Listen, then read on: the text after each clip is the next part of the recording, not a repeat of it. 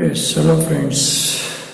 Today we will discuss about the gear materials. Gear materials may be metallic and non-metallic, and metallic material and non-metallic material. In metallic material, it can be further classified as ferrous material and non-ferrous metals. Ferrous metals and non-ferrous metal. Ferrous metals are used for making heavy loads gear, and for light load non-ferrous metals are to be used. Ferrous metals can be further classified as cast iron, cast steel, medium and high carbon steel, alloy steels. And non-ferrous metals are aluminium, bronze or its alloys. For heavy duty gears, you can use these materials like ferrous metals, cast iron, cast steel, medium and high carbon steel, alloy steel. And for light duty or light loads, aluminium and bronze material is to be used. In non-metallic materials, gear can be manufactured by wood, plastic and fibers. Nowadays, fiber is most commonly and plastic is most commonly used material. Now, these are the materials which are used for manufacturing the gears. Now we will see what are the different methods of gear manufacturing, how the gears are to be manufactured. So first method is casting. Second is stamping, third one is rolling, fourth one is powder metallurgy, extrusion, plastic molding and machining. Machining can be further classified as forming methods, template methods, generating method. And in forming methods, gear teeth are formed on the periphery of the workpiece or periphery of the gear blank on a shaping machine, planing machine, on milling machine or on broaching machine. And generating methods means gear, classified as gear shaping, gear hobbing, gear planing and dual gear generation. The basic difference between forming and generating method is, in forming method, tooth of gear is cut individually, or you can say teeth are cut one by one, and in generating method, complete teeth are to be cut at a time, or depth of the cut will be adjusted, so all teeth are cutting at a time. Now, what is casting methods? As we have studied in 4th semester casting processes, in which we have to prepare the mold, maybe sand molding, maybe die, maybe investment casting. We have to prepare the mold of that shape or gear shape to be desired. In mold, we have to pour the molten metal into it, and after solidification you will get the required shape of gear. Okay, this is the cheapest method of producing gears. And for producing heavy gears used in cranes, big diameter gears are manufactured by casting process. And these gears are weak and inaccurate, and these gears are used wherever the slow speed drive is required. Means your power transmission from one shaft to another shaft is speed is angular velocity is less. Generally, sand casting, die casting or investment casting is used for manufacturing the gear according to the requirement of surface finish. Means die casting will give you the better surface finish than sand casting. So according to surface finish required, select the type of casting like sand casting, die casting or investment casting. Then second method is stamping. In stamping, this method is used for producing small gears. Small gears, or this process is used for mass production of small gears. Generally metal sheet of thickness about 3 mm is used for stamping gears. Stamping is done by punch or die. The punch or die and hydraulic presses are used for pressing the punch or die, and according to the die shape, gear can be obtained. The stamping is done by punch and die with the help of hydraulic press or power press.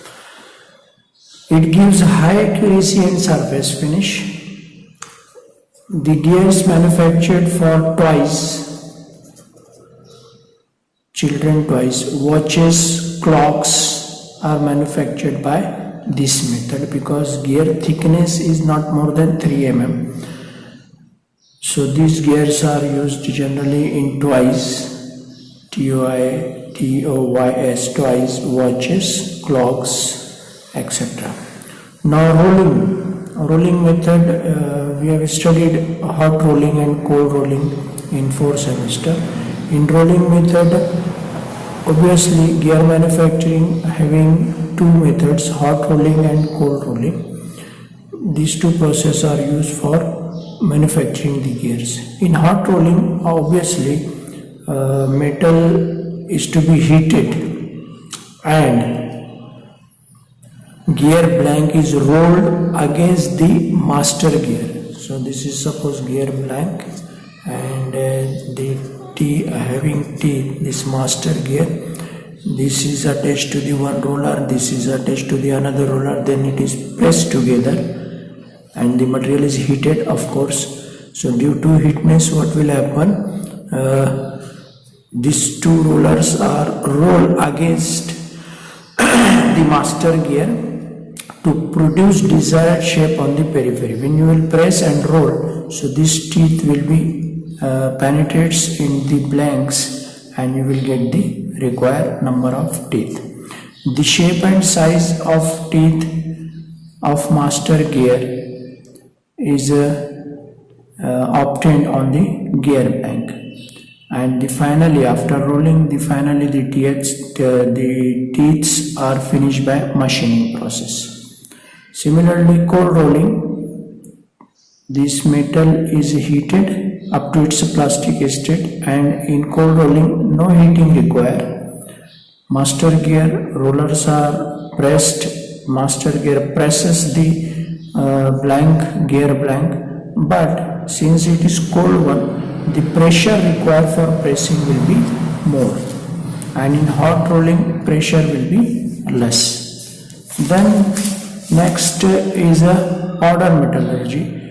In powder metallurgy, small size, high quality external or internal spur, bevel and spiral gears are produced by this process.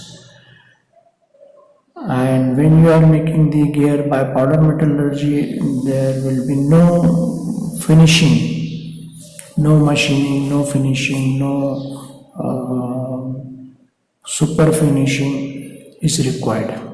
Super finishing, gear lapping, gear grinding, etc., etc. This process will be not required while you are producing gear by powder metallurgy method. Then extrusion. In extrusion, you have studied in 4th semester. There is a cylinder and there is a piston. Here the molten metal, or we have studied plastic extrusion, and dies here. So when you press the piston and the material into the cylinder will comes out through the die. This process is called extrusion method. So similarly in gear manufacturing, extrusion process is to be used, which is suitable for mass production of small size gears. Generally aluminum, brass, bronze materials are extruded.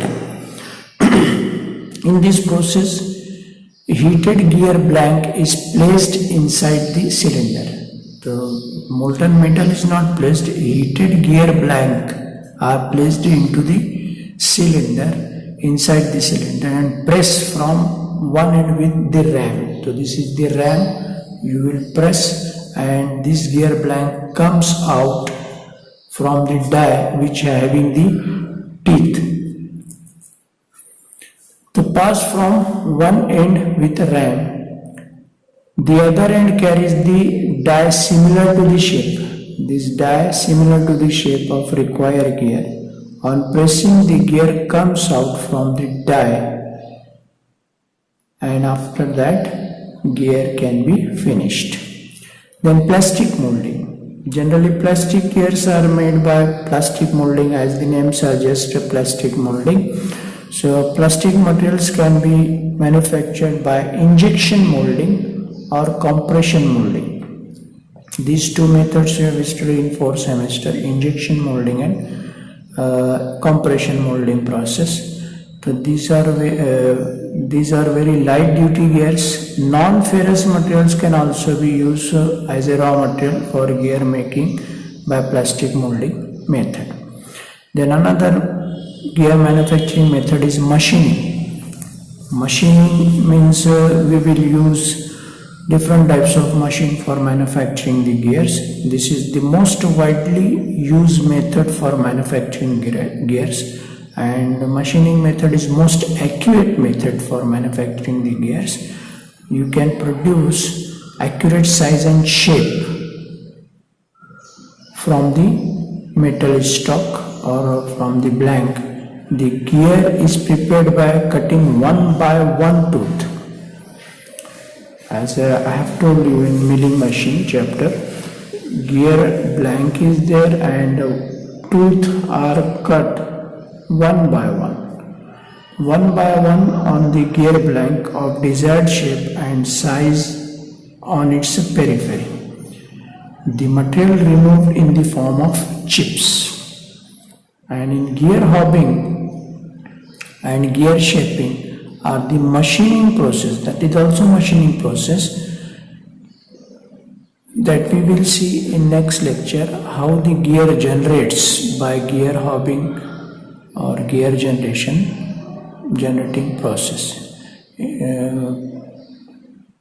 Special cutters are used in gear hobbing, that is called a hob, that we will see how it works in next lecture.